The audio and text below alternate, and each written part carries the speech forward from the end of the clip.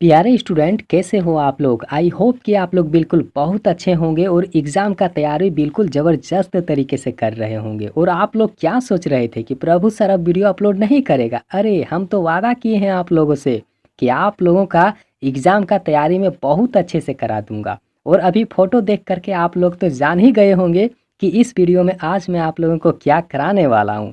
बस आप लोग वीडियो को अंत तक देख लीजिए और रिवीजन करके रख लीजिए और खुद में देख लीजिए कि आप लोगों को कितना याद है। और इसके बाद में भी काफ़ी सारा वीडियो आएगा आप लोगों के लिए, बस वीडियो को अंत तक देख लीजिए। और देखिए आज का जो वीडियो है ना, ये क्लास 11 की स्टूडेंट के लिए काफ़ी इंपॉर्टेंट है। बस वीडियो को अंत तक देखिए। और आज मैं आप लोगों को हिस्ट्री सब्जेक्ट का 40 ऑब्जेक्टिव क्वेश्चन लाया हूँ, जो पहले भी मैंने अपलोड किया था वीडियो। बस आप लोग रिवीजन कर लीजिए, देख लीजिए कि 40 क्वेश्चन में कितना आप लोगों को याद हुआ है और कितना याद नहीं हुआ है। तो वैसे क्वेश्चन को आप लोगों को याद करके रख लेना है। और अब लगातार वीडियो आप लोगों को मिलता रहेगा, ठीक है।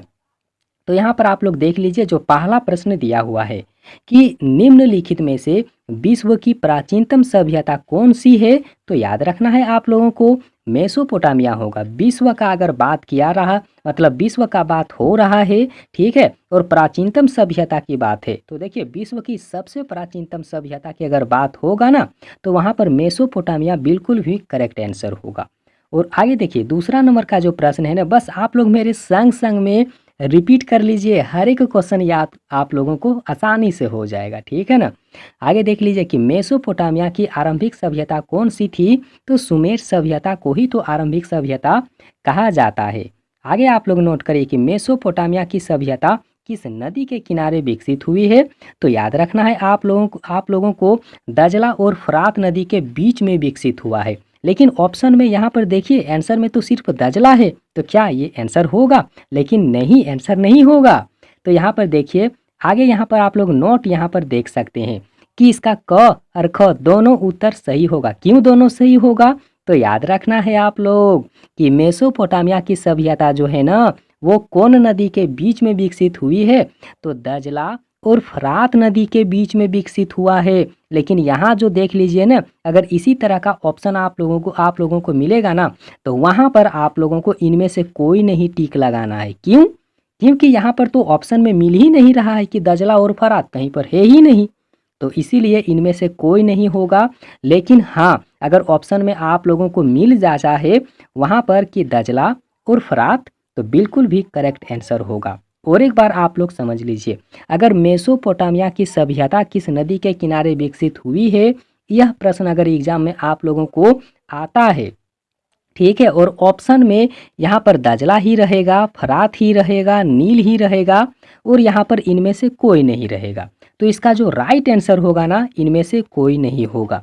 लेकिन आप लोग अच्छे से समझ लीजिए कि मेसोपोटामिया की सभ्यता जो है ना, किस नदी के किनारे विकसित हुआ है। तो याद रखना है दजला और फरात नदी के बीच में विकसित हुआ है। तो ऑप्शन में किस तरीके से होना चाहिए, तो देखिए सबसे पहले यहाँ पर लिखा होना चाहिए दजला, ठीक है। एवं अगर यहाँ पर एवं रहता है तो भी करेक्ट होगा, और यहाँ पर होगा फरात। अगर इस तरीके का ऑप्शन आप लोगों को मिल जाता है ना, तो बिल्कुल भी करेक्ट आंसर होगा, टिक लगा दीजिएगा, ठीक है।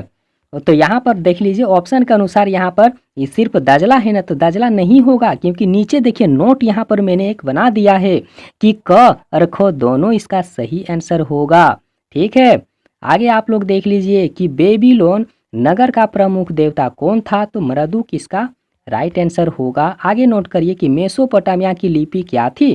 तो कीला अक्षर लिपि थी। फटाफट आप लोग देख लीजिए, मेसोपोटामिया में युद्ध एवं प्रेम की देवी को क्या कहा जाता था। तो उसे इनिनी के नाम से जाना जाता था। आगे देख लीजिए, असुर बेनीपाल कहाँ के शासक थे।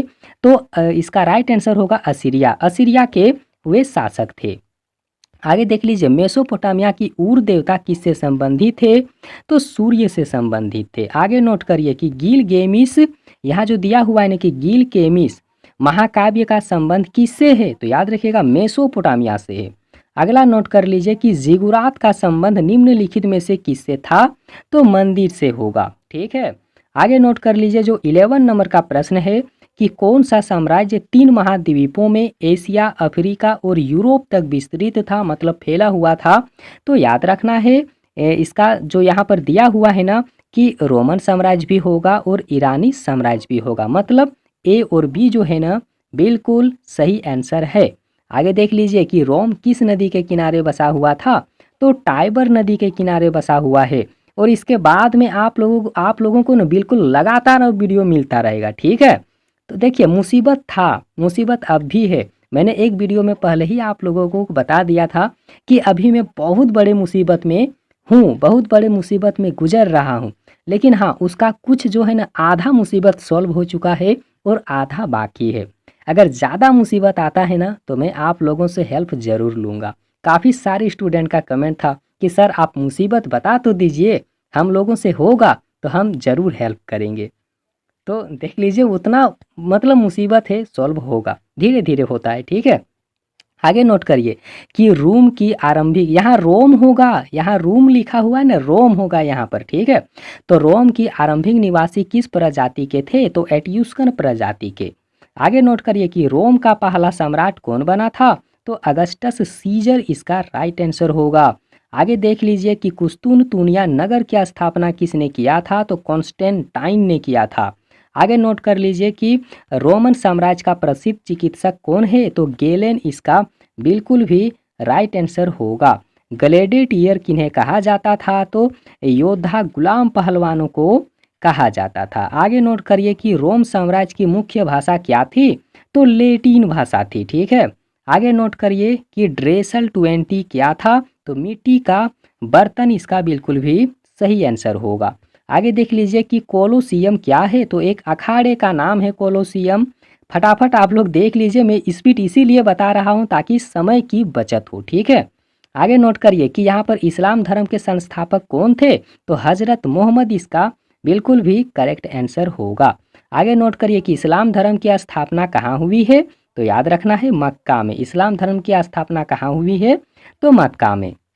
आगे आप लोग नोट करिए कि इस्लाम में हिजराया हिजरत किस घटना को कहा जाता है, तो याद रखना है मोहम्मद साहब द्वारा मक्का से मदीना जाने को हिजराया हिजरत कहा जाता है, ठीक है।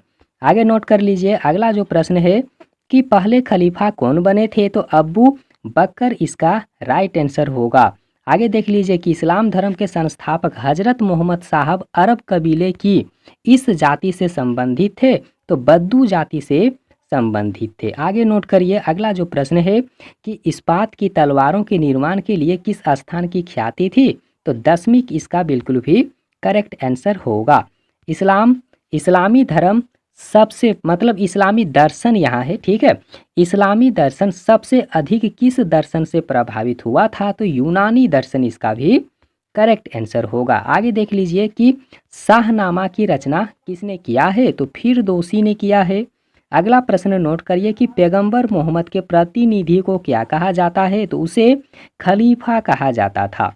अगला प्रश्न आप लोग नोट करिए कि पैगंबर मोहम्मद की माता का क्या नाम था, तो उनके जो माता हैं, पैगंबर मोहम्मद के जो माता जी हैं उनका नाम है अमीना। अगला आप लोग नोट करिए कि फ्यूड का शाब्दिक अर्थ क्या है, तो देखिए फ्यूड का मतलब होता है सामंत। क्या होता है, सामंत होता है उसका अर्थ। आगे देख लीजिए कि फाइव क्या है, तो फाइव का मतलब होता है जागीर। क्या होता है, जागीर होता है। आगे आप लोग देख लीजिए कि सर्फ किसे कहा जाता था, तो याद रखना है भूदान को सर्फ कहा जाता है। आगे देख लीजिए अगला जो प्रश्न है ना कि सामंती समाज नामक पुस्तक के लेखक कौन थे, तो मार्ग ब्लॉक इसका बिल्कुल भी करेक्ट आंसर होगा। आगे देख लीजिए कि सामंतवाद की छोटी इकाई, सबसे छोटी इकाई का अगर बात किया जाए ना तो यहाँ पर नाइट ही होगा। क्या होगा, नाइट होगा। लेकिन बहुत सारे स्टूडेंट क्या करेंगे कि यहाँ पर मतलब वो बोलेगा, कमेंट करके बोलेगा कि सर यहाँ पर नाइट नहीं होगा, यहाँ पर तो सबसे छोटी इकाई में दास होगा। क्या होगा, दास होगा। लेकिन हाँ दास भी होगा, नाइट भी होगा, बिल्कुल करेक्ट आंसर है, ठीक है। आगे देख लीजिए अगला जो यहाँ पर दिया हुआ है ना कि सामंती व्यवस्था के शिखर पर कौन था, तो वहाँ पर राजा बैठता था। सबसे ऊंचे पदवी वाला अगर कहा जाए तो राजा होता था, ठीक है। सबसे नीचे में कहा जाए तो दास होता है। आगे देख लीजिए कि नाइट किसे कहा गया है, नाइट किसे कहा गया है, काफ़ी इंपॉर्टेंट है। तो घुड़सवार योद्धाओं को नाइट कहा जाता है। अगला देख लीजिए कि बड़ी सामंत के घर को क्या कहा जाता है, तो उसे मेनर कहा जाता है। आप लोग देख लीजिए यहाँ पर देखिए पोपोलियो तृतीयक ने किसे पवित्र रोमन सम्राट बनाया है, तो चार्ल्स मार्टेल को। ठीक है, और इस वीडियो का बिल्कुल भी अंतिम प्रश्न है कि ईसाई धर्म का प्रथम पोप, यहाँ पर पोप लिखा हुआ है ना, लेकिन यहाँ पर पोप होगा। ठीक है, तो ईसाई धर्म का प्रथम पोप किसे माना जाता है, तो ग्रिगोरी को माना जाता है। तो देखिए 40 यहाँ पर प्रश्न था। अब आप लोग हमें कमेंट सेक्शन में ये बताइए कि 40 में से कितना प्रश्न आप लोगों को पहले से याद था। ठीक है, और अभी कितना आप लोग देख लीजिए कितना याद है, कमेंट करके हमें ज़रूर बताइएगा। और अब लगातार वीडियो आप लोगों को मिलता रहेगा, चाहे वो कोई भी सब्जेक्ट का हो। ठीक है, हर एक सब्जेक्ट का वीडियो आप लोगों को समय के अनुसार अब मिलता रहेगा, और एग्ज़ाम में आप लोग बहुत ज़बरदस्त तरीके से लिखिएगा। ठीक है, खतरनाक तरीके से लिखिए आप लोग, अच्छा से टिक लगाइए, अच्छा से ऑप्शन, हर एक ऑप्शन को अच्छे से देख लीजिए, आंसर क्या होगा अच्छे से आप लोग याद करके रख लीजिएगा। और वीडियो कैसा लगा आप लोगों को, वीडियो को लाइक ज़रूर कीजिएगा, क्योंकि आप लोगों के लिए मैं जिस तरीके से मेहनत कर रहा हूँ, तो आप लोगों एक थोड़ा से अगर लाइक कर देंगे ना, तो उससे मैं काफ़ी मोटिवेट होऊंगा। ठीक है, और आप लोगों के लिए मैं ज़बरदस्त तरीके से वीडियो लाता हूँ। और वीडियो देखने के लिए बहुत बहुत धन्यवाद।